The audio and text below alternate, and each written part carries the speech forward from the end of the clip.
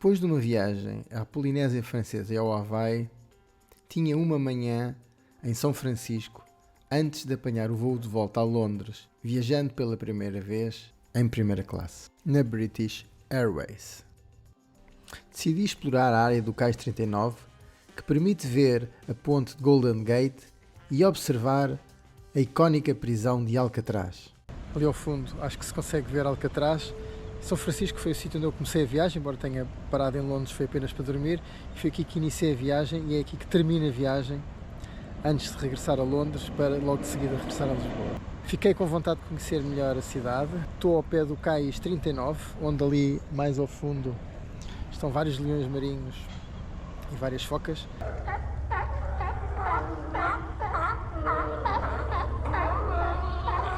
Continuei a deambular pela zona até que me apercebi que os centenários carros elétricos me transportariam de volta à zona do meu hotel, permitindo percorrer as famosas colinas de São Francisco. Mas era o momento de iniciar a viagem e ao chegar ao aeroporto verifiquei que havia um balcão próprio para o check-in em primeira classe que a British Airways designa como First.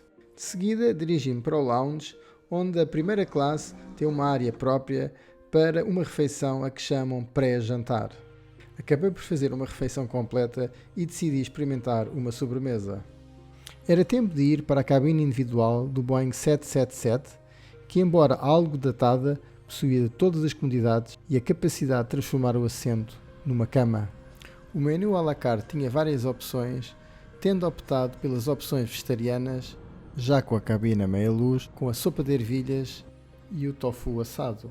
Para a sobremesa, escolhi a fruta da época, pois ainda estava cheio da refeição que tinha feito no lounge. Viajar em primeira classe permite receber um nécessaire com produtos de higiene e um pijama. Para além da bolsa do nécessaire, o mesmo contém uma máscara para dormir, uns supressores de ruído, um pente, uma caneta, escova dos dentes e pasta dos dentes, creme hidratante, creme para os olhos, creme para os lábios, creme de esfoliação, creme de barbear e um stick desodorizante. Era tempo de experimentar o pijama enquanto a hospedeira fazia a cama.